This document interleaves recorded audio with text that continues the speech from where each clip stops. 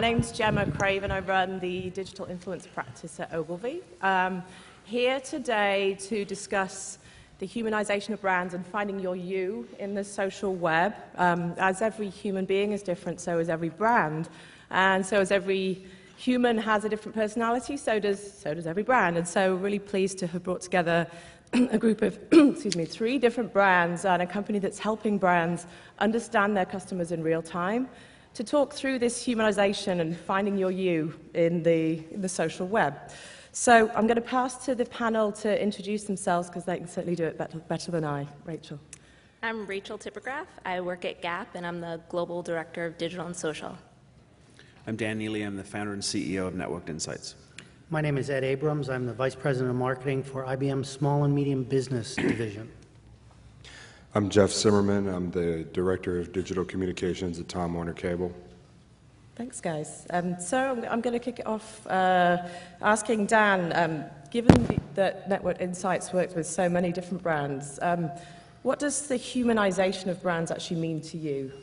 It's really interesting. When we think about the humanization, we think about how brands are becoming networks.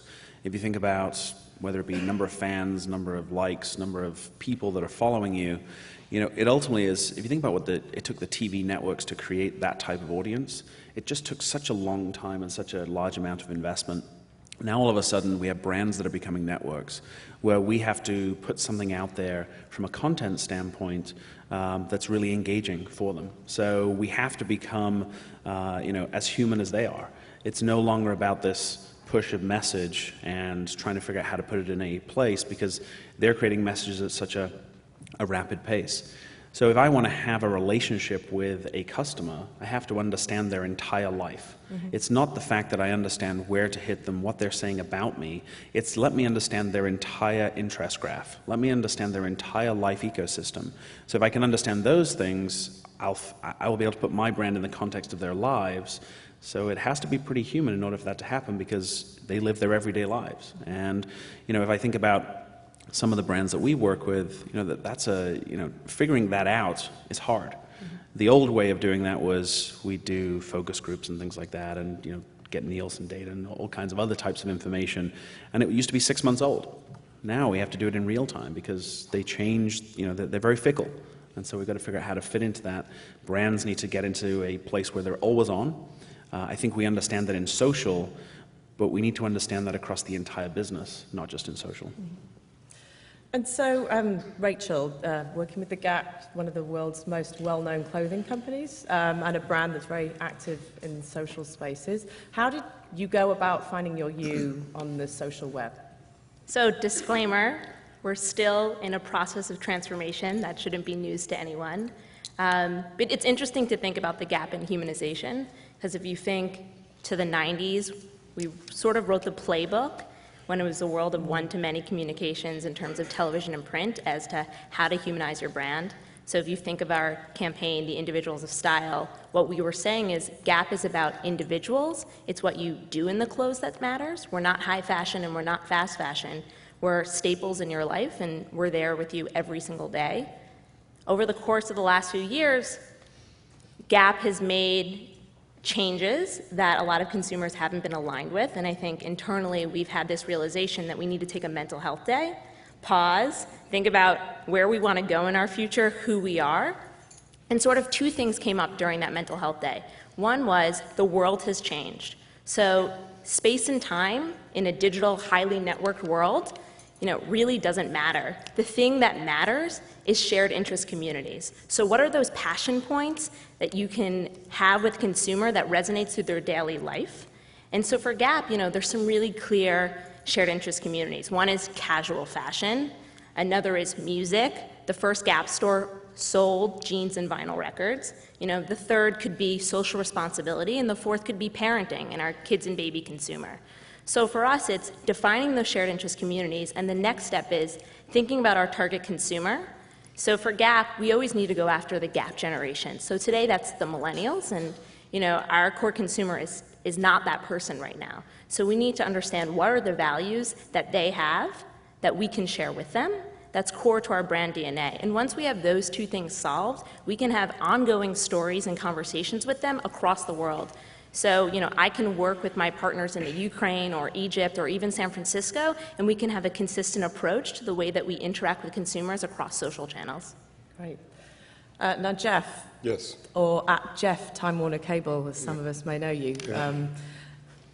Time Warner is a different brand to The Gap, and would love to hear some more about how you've maintained your you when you deal with so many inquiries around service, and how you keep a constant voice and work with your audiences in social spaces. Well, I mean, it's a challenge. I'm not going to lie to you about that. I think one of the biggest things we could do for ourselves was actually start an online care team, not unlike the one that Frank, who y'all saw earlier, pioneered at Comcast.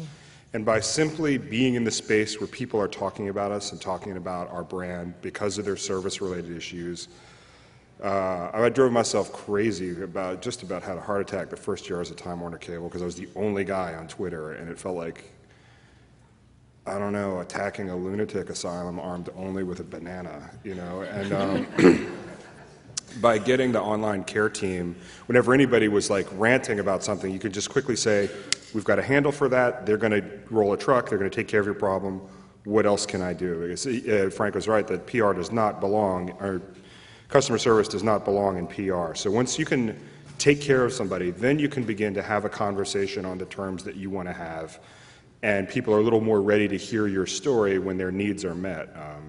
If you look at the Maslow's hierarchy of needs, you've got to get that food and shelter thing taken care of, and then I can provide the enlightenment about how awesome my brand is. Right. And finally, Ed, IBM is a very different brand than the others we have on stage with us here today. How does a B2B brand approach finding your you in the social web? And is it even relevant in the B2B space? Well, first off, I'll tell you it's extremely relevant, especially when you look at the IBM brand and you think about the fact that for many of our customers, even in the B2B space, there is no physical touch point with our brand. Our brand is about service. Our brand is about the capability that we bring to others. As we look at small and medium businesses, where I am charged with work, part of the problem with our brand is it's perceived as not relevant. So we absolutely have to establish a presence and an environment and a perception that the brand is approachable, the brand is meaningful, the brand is relevant to what they do. And at the end of the day, all of us tend to think about B2B as different from B2C.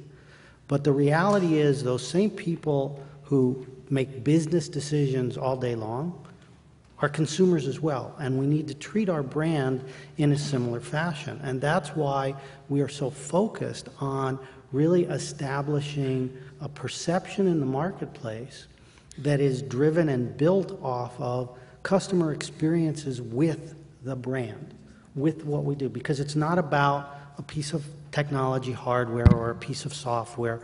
It's about their overall experience with us that will be lasting. That's what will make them loyal. That's what will make them believe that we can help solve their business problems.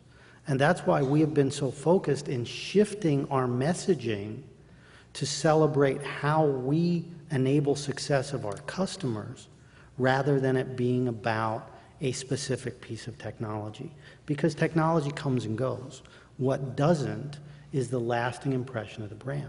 And creating that perception will allow me to succeed and create that differentiated point of view that others may not have in our space. Mm-hmm. So Dan, we've got three very different brands, three very different personalities here.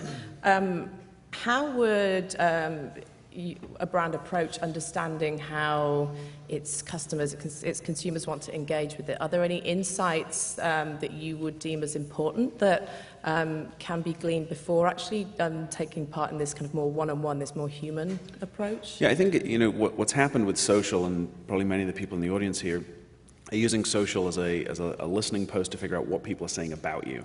I think that's the low-hanging fruit. I think it'll become less and less strategic because more and more people are doing it. So it's not an advantage over your competition necessarily. But what happens is if I can start using social, right? So it's 800 million people roughly today that we're listening to.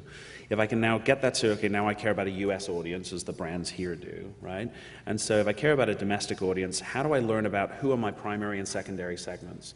So as you talked about with the Gap, right? So how do I understand the millennial and how do I fit into their life? What shows do they love? What media do they buy? What magazines do they read? You can do that today using traditional methods, but it's really dated, right? So as when you get data, you're using data that took 6 months to put together. So when you're asking the questions of people, it's like it arrives at your desk and you're like, great. But the challenge is it's 6 months old and your customer's already moved. So if you make decisions based on the old way, which is 60 years old, so that's the downside, how do we start using it in a real-time fashion such that you can segment social data to inform all of marketing rather than just social marketing? So the good news is everyone here has the DNA to become an always-on marketer versus being someone that's in social. That to me is the ultimate end goal here versus it being let's just put it in social. And put those two things together and all of a sudden the $1 billion you spend in marketing a year looks like $1.5 billion and you didn't spend the other $500 million to get there because you've become way more informed than the next person. Right? That's the challenge that we see with this data set. It isn't the fact that we can just look at what are people saying about me, a post-measure thing. It's about how do I pre-inform all of the activities. What content should I be putting out there? What are the target segments that I care about, both primary and secondary? A real quick example, one of our clients, you know, they targeted hardcore males and hardcore sports enthusiasts and gamers. And what they realized after looking at real-time social data is they had two, what they classified as tertiary segments before. They had these two segments that actually were bigger than their primary target. This is a company that invested in a race car team. And all of a sudden, moms voted them one of the top 10 vehicles in the space. Like that happens and you learn that in real time. Okay, now I can do something about it versus investing $60 million in a race car team. $60 million that maybe was wasted.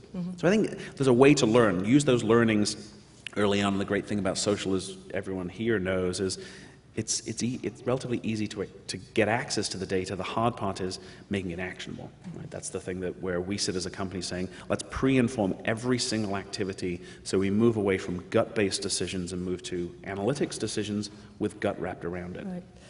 And so you bring up a good point, which is measurement and measuring success. And Ed, I'd be interested to hear some more about how IBM is measuring the success of this more human approach. Sure, absolutely. One of the first things we've done is really not thought about social media and our social measurements as separate from the rest of our marketing measurements.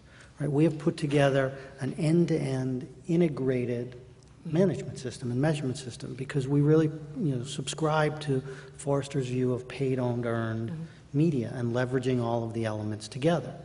So our management system and our measurement system starts with real-time listening to ensure, as Dan was just talking about, that we are getting the inputs into our management system to know what conversations are going on and how and where we should participate.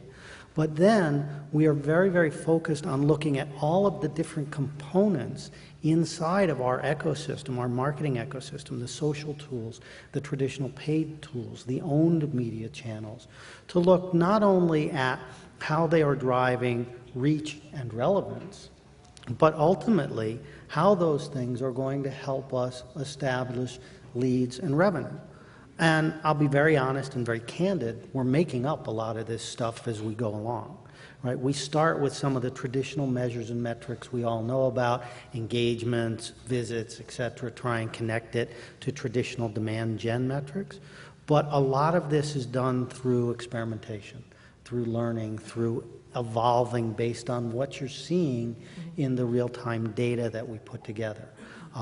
The key point in all of this, though, is that, again, we have thought about it as a holistic continuum and are really looking at what do the conversations in the marketplace do from an engagement in the brand perspective, all the way down to how does that connect to the solutions, products, services, et cetera, you're trying to sell into the marketplace in an effort to give us a real complete view of the market.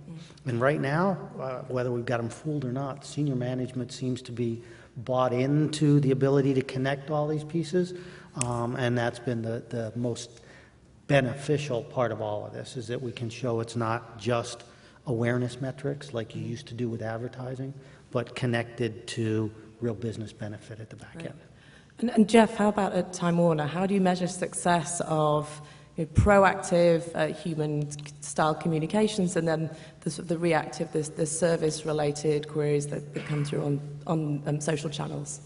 We, it's really, I mean, it's really difficult to do because you can measure how much something has been passed around or how many impressions it gets, but there's really no way to measure how much somebody learned from looking at anything, or like what they did with it when you're done. And that's really, I mean, that's the holy grail for all of us. But basically, I will do kind of diagnostics on of impressions, reach, comments, things like that. So, sort of sentiment in comments based on a particular blog post or a particular tweet when it looks like it's flying really far, getting more attention than either more attention than I thought it would, or as much as I'd hoped it would. And so, we look at that, and we just kind of look at pickup, and I basically try to write blog posts that tell stories rather than send messages whenever possible. And I try to write them in the language of the blogs that I hope will pick it up. So I just pretend I'm writing for Gizmodo when I write a post about how something works. Or I pretend that I'm writing a product announcement for Engadget, and I'm working with your team on a video thing, and I was like, I want to make a video that looks like it would be on Boing Boing, and whether or not they post it, it's going to work somehow. Right. And then we measure like how successful that was. Mm-hmm. And even the successes that aren't I'm not going to say the V word up here because I hate it a lot, but even the very successful, highly trafficked social media initiatives that get passed around a lot, if they don't get passed around immediately, they still exist as a knowledge base for our care team to shoot out as answers. If you're having network problems, we'll take a look at this infographic we created, or here, here's how mobile really works. Just check this out. It's more, and it exists as a library. It's not like a failure if it doesn't go crazy in a week's time. Can I just chime in for 1 second? Yeah, please. For companies similar to Gap, we have 50,000 employees. I think that's a group that often a lot of people don't talk about, your actual employees. And for us, a huge success metric is if our actual employees buy into it, believe in it, and want to tell their friends about it. You walk into a store and it's really interesting to see how they feel about the marketing campaign, or if you speak to the designers, are they aligned with merchandising? And I think that's a really clear success metric as a start as to whether you're performing well or not well. Can I just piggyback off of that just for a second? I do see the clock, okay? I'm looking at it. I know. Suspiciously We're good. looking to the right. But, one of the things that I tell people when looking for content for our blog or for our Twitter page is like, and everybody here can do this, like think about the one thing that you always say at cocktail parties when you're like, I work at the Gap, and then what's that thing where you're like, well, actually, and people go, oh, that's your next blog post. Like whatever that story is about how it actually works, that's the thing everybody wants to hear. You just have to know how to listen for when people are asking you that subconsciously. And it's a great segue into the final question, because I'd love to hear from each of you your top 3 tips for finding your you, and how brands here amongst us can really take learnings from everything you've done and apply that to their own voices on the social web. So Jeff, back to you. Everybody talks about social data, and that's the wrong thing to talk about. It's about, the data is just how stories get told. It's all storytelling. Storytelling is the oldest or second oldest art form that there is.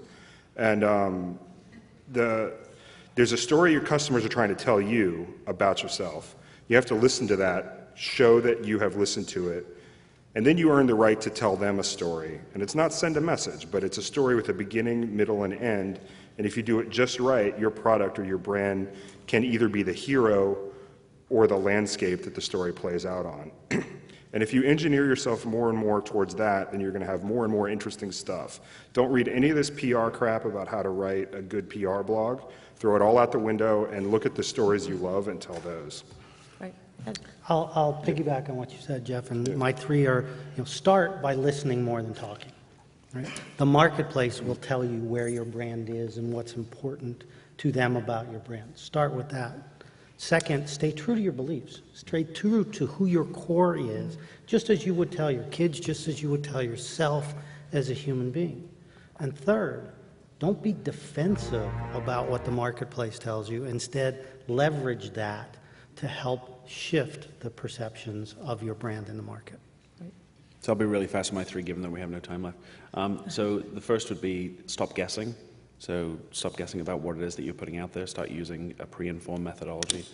And number two is, from a metric standpoint, make sure it's wrapped up in business metrics, not in social media metrics.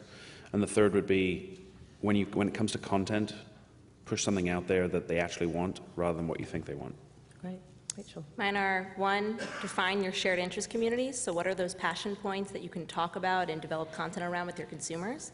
The second is figure out what your shared values are. So what is the belief system that allows you and consumers to make decisions? And the third is be consistent across all touch points. Great. Well, thanks, guys. We'll be around if anyone wants to speak to us. And thank you so much, Jeff, for having us today.